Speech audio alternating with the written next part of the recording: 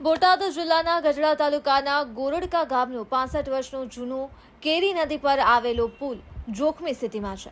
અમદાવાદ, અમરેલી, બોટાદ, ભાવનગર સહિત મુખ્ય શહેરોને જોડતા માર્ગ એકમાત્ર પુલ હોય તેના સળિયા ખુલ્લા તાત્કાલિક નવા અને પહોળો પુલની માંગ કરી છે. બોટાદ જિલ્લાના ગઢડા તાલુકાના ગોરડકા ગામની કેરી નદી ઉપર આવેલો પુલ જર્જરિત હાલતમાં છે અને આશરે 65 વર્ષ જૂના આ પુલની નીચેના ભાગેથી સિમેન્ટના પોપડા ખરી પડ્યા છે. સળિયા ખુલ્લા દેખાઈ રહ્યા છે. ગોરડકા ગામના લોકો અને સ્થાનિક નાગરિકો તંત્રની બેદરકારી સામે સવાલો ઉઠાવી રહ્યા છે. તેઓ વડોદરા ગંભીરા પુલ જેવી દુર્ઘટના ટાળવા માટે નવા અને પહોળા પુલની માંગ કરી રહ્યા છે.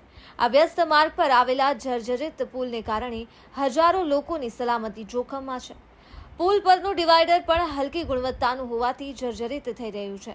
આ પુલ બોટાદ, અમદાવાદ, સુરત, વડોદરા, અમરેલી, જૂનાગઢ અને ભાવનગર જેવા મહત્વના શહેરોને જોડે છે. અહીંથી મોટા પ્રમાણમાં વાહન વ્યવહાર થાય છે.